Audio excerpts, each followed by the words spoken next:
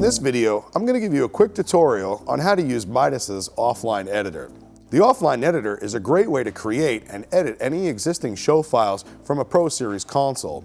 Just so you know, this can be used for Midas Pro 1, 2, 2C, 3, 6, 9, and ProX. To anybody new to using a Pro Series console, this is a great way to get familiar with how to navigate and use all the functions of the console. It's the same as sitting in front of the console, but just not having the hardware surface in front of you.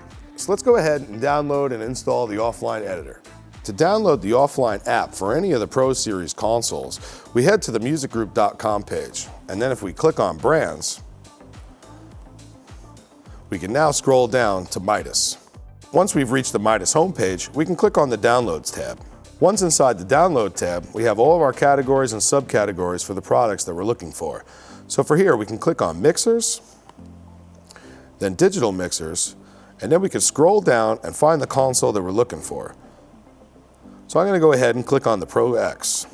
In the type of file, let's click on Apps. And now you see that we have the offline editors showing the newest as well as some of the older versions of the offline editor. The reason why we have some of the offline editors is a lot of consoles out there still have older versions of the firmware, and that's okay. So if you have an older firmware version on your console, I would suggest that you use the same offline editor version. One thing to keep in mind, files created on a newer version of the offline editor may encounter problems on some older firmware versions of the console. So, before you create a file, just try to be sure that you're going to be on a console that has the latest firmware.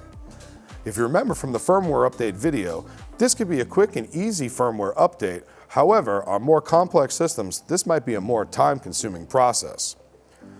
So now, let's go ahead and download the latest version of the firmware. Once we click on that, we have the pop-up for the end user license agreement. After we have read the entire thing, then we can go ahead and click Agree to Above Terms, and then hit Download. As you see down on the bottom, the app is quickly downloading. That's because the file is not very large, which is great. Now that we have our file, we can close out of our browser. Now that the download is complete, let's double click on the file. Here we have the ProX offline editor file that we're going to drag just to the left into the install folder. And now the offline editor is installed on the console. Once the install has been complete, if you head to your Applications folder, you will see that we have the ProX offline editor here.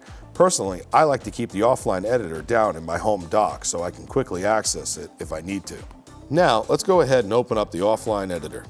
Here, you will see that we're presented with the console overview. As I mentioned at the beginning of this video, the offline editor is going to allow us to have complete and total control of the entire console system as if we were sitting in front of the console itself. This is a great way to go ahead and create and make changes to any existing show files. I'm not going to go through each parameter of the offline editor, but just take my word that everything that you could do on the console can be done here. To get up and running, you're going to go ahead and create a show file like you normally would. If you've never created a show file before, or if you've downloaded the offline editor to get yourself familiar with using the console before you actually step up to one, I suggest you go watch my video on how to create and save show files.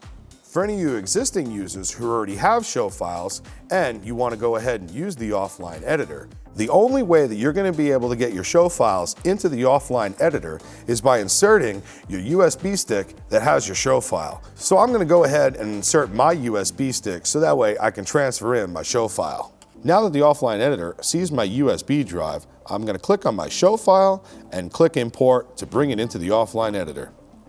Here I have the pop-up and I'm going to click OK. Now my show file is in the offline editor. Let me also bring in my preset folder into the offline editor. Now we have the show file and the preset folder ready to go. To access the show file, just like you would on the console itself, we click on it, we hit load, we hit OK, and now we have the file loaded. From here, we can head into the automation window and select automation. And now we can go to anywhere that we need to go in our show file to make any changes to our show and then save them. Saving is the same as you would on the console.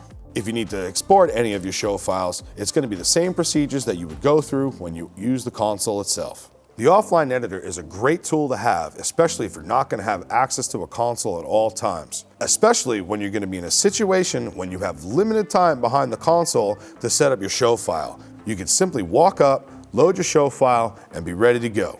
And as I said at the beginning of the video, for you folks out there who have never been on a Pro Series console, this is an excellent way to get inside the software and use the software as if you would the real console control surface. This is a great way to get familiar with how to navigate and set up everything that you need to do for your show. I hope you found this video very informative and that you add the offline editor to your arsenal of tools that you use day in and day out.